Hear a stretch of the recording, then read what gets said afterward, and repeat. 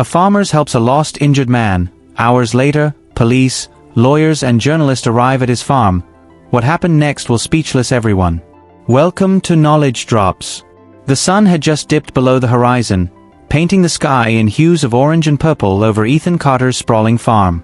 It was a quiet evening, as most were in Maplewood, a small countryside town where life moved slower than the rest of the world. Ethan stood by the barn, brushing down his favorite horse, Daisy, when he heard something unusual, a faint rustling coming from the edge of his property. At first, he thought it might be one of the deer that often wandered too close to his fields. But curiosity got the better of him, so he grabbed his flashlight and headed toward the sound. As he pushed through the thick brush near the tree line, his heart skipped a beat. There, slumped against an old oak tree, was a man. His clothes were torn, his face smeared with dirt, and blood trickled from a gash on his forehead. "Help, please," the man whispered weakly before collapsing into unconsciousness. Without hesitation, Ethan hoisted the stranger onto his shoulder and carried him back to the farmhouse. Inside, Ethan laid the man on the couch and quickly tended to his wounds. He cleaned the cuts, applied antiseptic, and bandaged them as best he could. Hours passed before the stranger finally stirred. When he opened his eyes, Ethan handed him a glass of water. "You're safe now," Ethan said softly. "Who are you? What happened?" The man took a shaky sip of water and introduced himself as Daniel Harper, a journalist from Chicago. He explained that he'd been investigating illegal logging operations in the area when things went horribly wrong. A group of men had chased him off the road after spotting him taking photos. His car crashed deep in the woods, leaving him stranded for nearly 2 days without food or water. Exhausted but relieved, Daniel thanked Ethan profusely for saving his life. Though Ethan felt sympathy for Daniel, something about the story didn't sit right with him. Why would a journalist risk everything to investigate logging operations in such a remote place? And why did those men seem so desperate to stop him? Determined to get answers, Ethan decided to search Daniel's belongings while he rested. In the pocket of Daniel's jacket, he found a crumpled envelope containing several photographs, not of loggers, but of prominent local politicians and businessmen meeting secretly in the forest. Ethan's stomach churned. These weren't ordinary pictures. They looked like evidence of corruption. Before he could confront Daniel, headlights swept across the farmhouse windows. A police car pulled into the driveway. Who called them, and why? The sharp knock at the door startled Ethan. He glanced toward the couch where Daniel lay sleeping, his face pale but peaceful under the dim light of the living room lamp. Taking a deep breath, Ethan opened the door to find 2 police officers standing on his porch. Their expressions were stern, almost suspicious, as if they already knew something was amiss. "Good evening, Mr. Carter," said Officer Riley, a tall man with graying hair and a no-nonsense demeanor. "We received reports of a trespasser on your property. Is there anyone here besides you?" Ethan hesitated for a moment, unsure how much to reveal. Finally, he stepped aside and gestured toward the couch. "There's someone inside. He's injured. I found him near the woods earlier tonight." Officer Riley entered cautiously, followed by his partner, who remained silent but observant. They approached Daniel, who stirred awake at the sound of their boots on the wooden floor. "Sir, can you tell us what you're doing here?" Officer Riley asked, his tone clipped. Daniel blinked groggily, clearly disoriented, but managed to explain his situation. The investigation, the car crash, the men chasing him. His voice trembled slightly, betraying both fear and exhaustion. Ethan watched closely as the officers exchanged glances. Something about their body language made him uneasy. When Daniel mentioned illegal logging operations, Officer Riley cut him off abruptly. "That's quite a story," he said dryly. "But we'll need more evidence than just words." Without another word, the officers left, warning Ethan to report anything unusual immediately. Once they were gone, Ethan turned to Daniel, his frustration bubbling over. "What exactly did you get me into?" he demanded. Daniel sighed heavily, rubbing his temples. "Look, I didn't mean to drag you into this. But those photos, they're proof of something big. Corruption involving powerful people. If we don't expose it, nothing will change." As Ethan listened, his anger softened into unease. He wanted to believe Daniel, but doubt lingered in his mind. Later that night, unable to sleep, Ethan decided to search Daniel's belongings again for answers. In the same crumpled envelope, he discovered something even more alarming, a handwritten note tucked behind the photographs. It read, "Meet Sarah tomorrow. She'll pay top dollar for exclusive access." Ethan froze. Was Daniel planning to sell the evidence instead of exposing it? The thought sickened him. How could someone claim to fight for justice while secretly negotiating deals for personal gain? Just as Ethan resolved to confront Daniel about the note, loud knocks echoed through the house once more. This time, it wasn't the police, it was a group of sharply dressed lawyers demanding entry. Who were they, and what did they want? Ethan opened the door to find three impeccably dressed individuals standing on his porch, their polished shoes gleaming even in the dim light of the farmhouse lanterns. Leading the group was a woman with sharp features and an authoritative presence. Ms. Bennett, as her business card identified her. Her tone was polite but carried an undercurrent of menace. "Good evening, Mr. Carter. May we come in?" Though reluctant, Ethan stepped aside, allowing them entry. They wasted no time getting to the point. "We represent Timber Corp," Ms. Bennett began, her voice smooth yet firm. "We understand you may have come into possession of certain materials belonging to our client.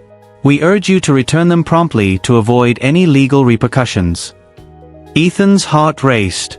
How did they know about the photos? He feigned ignorance, shrugging casually. "I'm not sure what you're talking about," he said, trying to keep his voice steady. But Ms. Bennett wasn't fooled.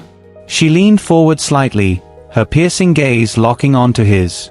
"Let's not play games, Mr. Carter.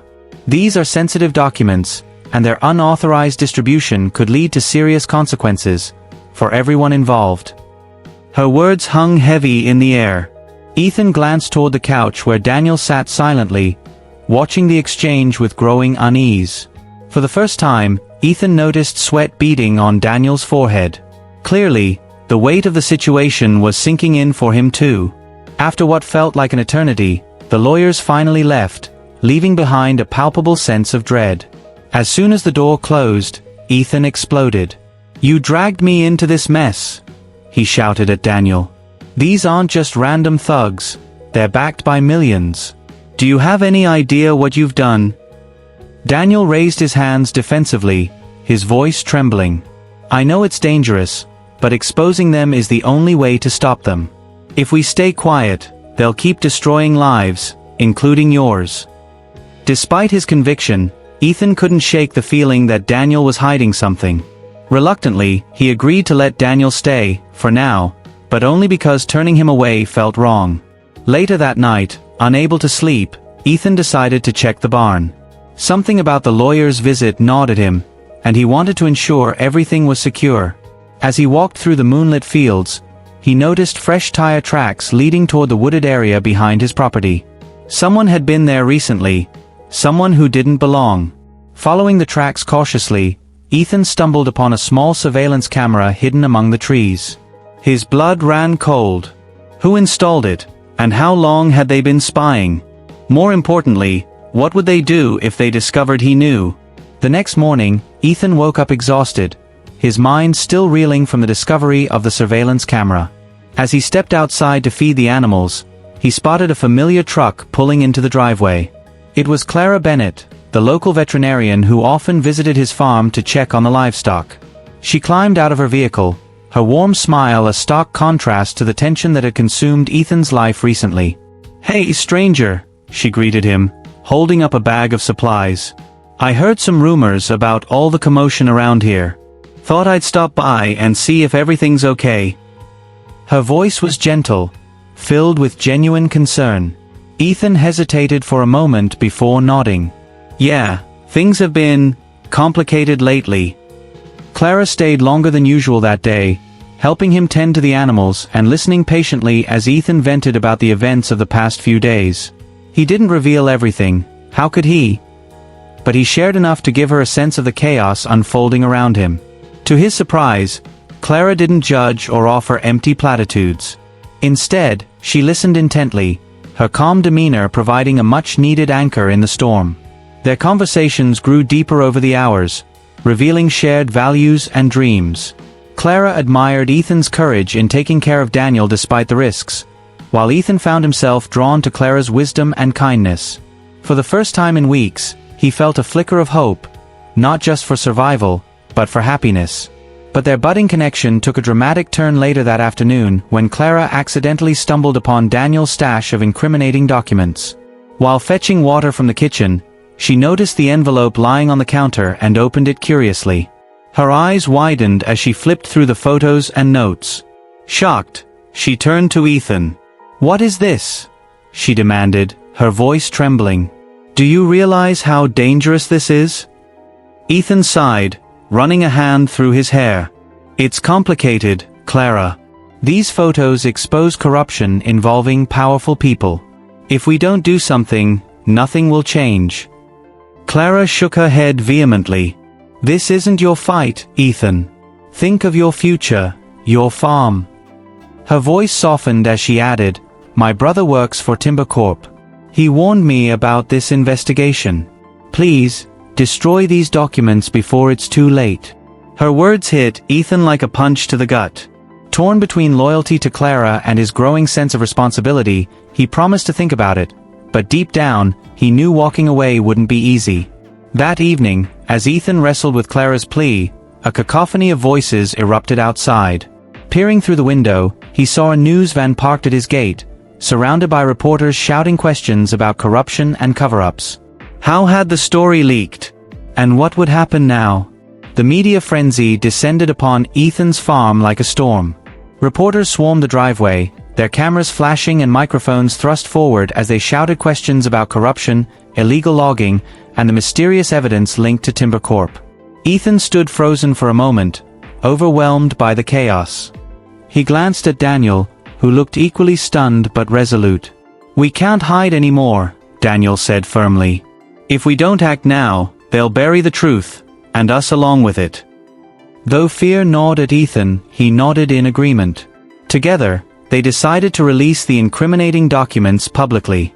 With Clara's help, they uploaded the photos and notes to an anonymous whistleblower platform, ensuring the information reached journalists across the country. The fallout was immediate and explosive. Within hours, news outlets picked up the story, exposing the illegal activities of Timber Corp and implicating several high-profile politicians and businessmen. Arrests followed swiftly, sending shockwaves through the community. The once powerful executives of Timber Corp were stripped of their positions, and investigations into environmental crimes expanded nationwide. Though Ethan became the center of national attention, he handled it with quiet humility. Reporters camped outside his property for days, but he refused to give interviews, letting the evidence speak for itself. Slowly, life began to return to normal, or as close to normal as it could be after such upheaval. But the victory came at a cost. Clara distanced herself, torn between her loyalty to her brother and her feelings for Ethan. Her visits grew fewer until she stopped coming altogether. Heartbroken, Ethan threw himself into rebuilding his farm, channeling his emotions into work. Yet, even as he tried to move on, he couldn't forget the warmth of Clara's smile or the way she had stood by him during the darkest times. Months later, just as spring began to bloom over the fields, Ethan received an unexpected visitor. It was Clara, standing nervously at his gate. She stepped inside, her eyes filled with apology and determination. "I couldn't stay away," she admitted softly. "I ended things with my family. They didn't understand why I cared so much about what happened here, about you." Ethan felt a lump rise in his throat. For a moment, he simply stared at her, unsure how to respond. Then, without a word, he pulled her into a tight embrace. In that instant, all the pain and uncertainty melted away, replaced by a profound sense of hope. Later that evening, Ethan found a letter tucked under his door. It was from Daniel, thanking him for his bravery. Enclosed was a check, a portion of the reward money Daniel had earned for breaking the story. "Use this to build the future you deserve," the note read. Ethan smiled faintly, tucking the letter away. Money wasn't what mattered most. What mattered was knowing he'd made a difference. As Ethan stood on the porch that night, Hand in hand with Clara, he gazed out over his thriving farm. The scars of the past few months would always remain, but they were reminders of resilience and courage.